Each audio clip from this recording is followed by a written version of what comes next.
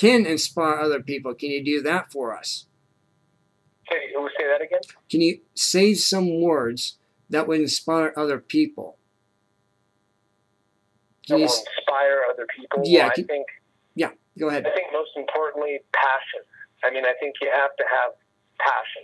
If you don't have passion in what you do, then it's going to be pretty hard to become proficient or to become good at something. Mm-hmm. So I think that's part of the reason that it's difficult for a lot of people to get good at anything. Mm-hmm. Is because they don't have enough passion and they don't have enough drive to work at it. And I think one of my issues with people is they're too quick to excuse hard work, and they confuse it with talent. And what I mean by that is this.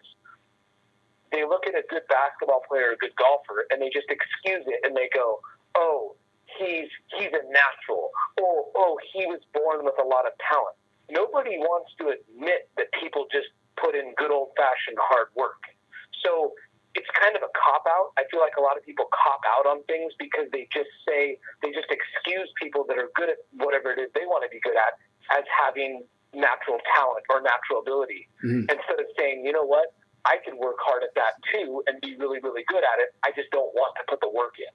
Right. They don't say that. They just excuse it as it's kind of the easy way out. So I think that you have to start by having a passion for something, and that will in turn help you have the drive to perfect whatever it is you're trying to perfect. I love that.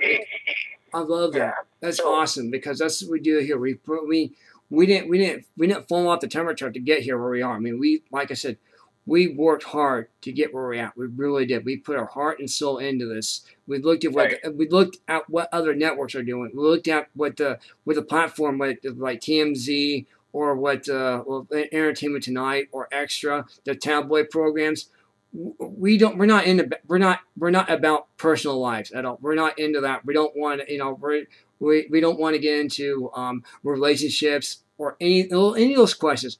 I don't care about that. What I care about is what can you do to inspire other people and to get them motivated, and you did that already. And that's the kind of questions you don't hear on national radio or television anymore. Not even on K-Val TV, not even on KROW, or KRZI,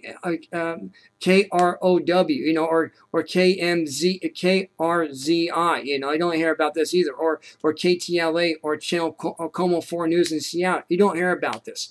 You don't hear these kind of questions on national radio or television, do you? No, you don't. See, this is what we have changed our own platform to welcome the guests with open arms and to make them feel like family. This is what we do to everybody. We make them feel like family. We welcome them into our home. We welcome them on the air. And this is what we do. This is how we do. This is how we interface with the guests. We don't do personal questions. We're not about that. We don't.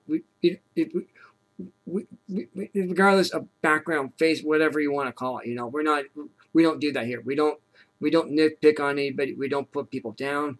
We just give you true radio personnel, a radio program that people would enjoy and to be inspired of and to make people feel good about themselves. And you don't have to do what you see on promoting violence. You don't need to promote violence here. There's no promoting violence on this program. We don't do that. We totally condemn violence here.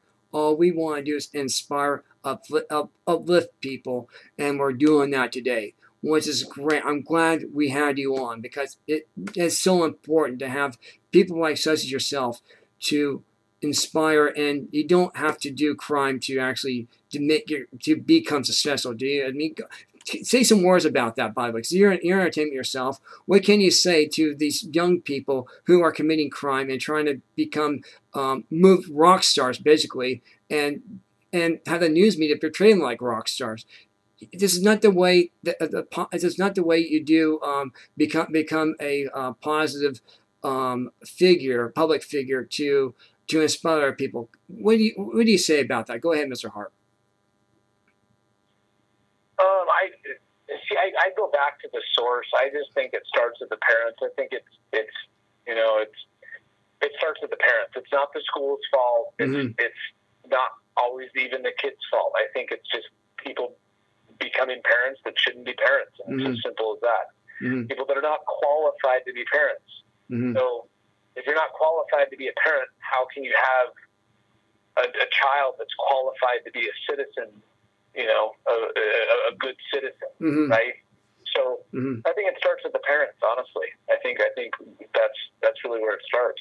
Yeah, I totally agree with that. I really do, because we see a breakdown. We got a huge problem with breakdown society, because we got mom and dad working. They're being brought up by a nanny right now. You've seen that a lot. You're seeing that a lot in society right now. If you notice, there's a big, huge burst for nanny positions right now. Nannies. I mean, people want nannies more than ever before. There's a need for nannies because both parents have to work and they can't watch the kids anymore. And the nannies, they're not being trained properly to take care of the kids either. So again, like you said, it's a breakdown in the home.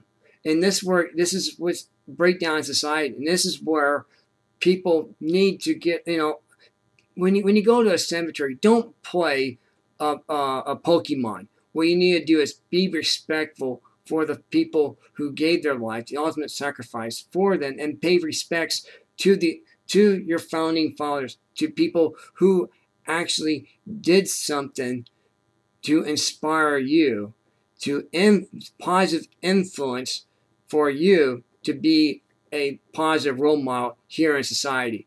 Would you agree with that? Yeah, absolutely. See, I'm not here to force anything on you.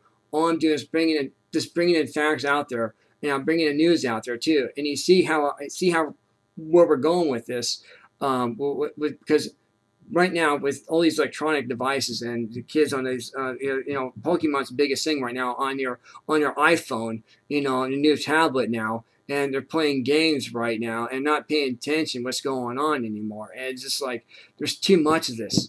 There's too much of this of not interfacing with people anymore. They're not talking anymore. They're playing games. They're being like zombies. And it's getting lost in society.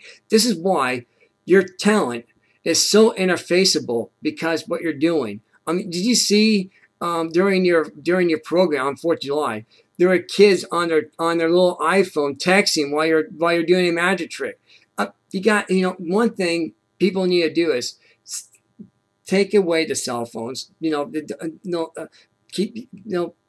Stay off the cell phones, and people need to enjoy this moment here to have inspiration and to be inspired. Right. Absolutely, I agree. Seriously, absolutely. I saw your magic show, and there were little kids, at the ages 7 and 8 on a little phone. I mean, but 10 years ago, this was not even it was not even possible 10 years ago. The little iPhone or the little iPad, the iPhone was not even around 10 years ago. Was not even around. The tablet was not even around. You have the Kindle was not even around. None of these devices were around. And now all these kids are just, we got these little miniature devices. I'm not talking about the computers. The computers are separate. I'm talking about the little phones that have a miniature computer on them. These little mobile computers now. That's what you call them. Mobile computers that the kids are on, and they're just they're not paying attention to what's going on around them. It's sad. They're missing out. No, it is.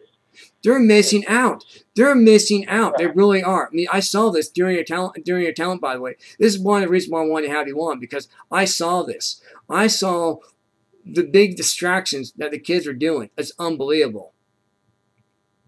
Yeah, no, it's crazy. It's crazy. They're so distracted. But that's just, it's kind of, everybody's distracted, I get it. Right. But the thing is, though, it's kind of being respectful, though. That's what it's doing, is being respectful, disrespectful.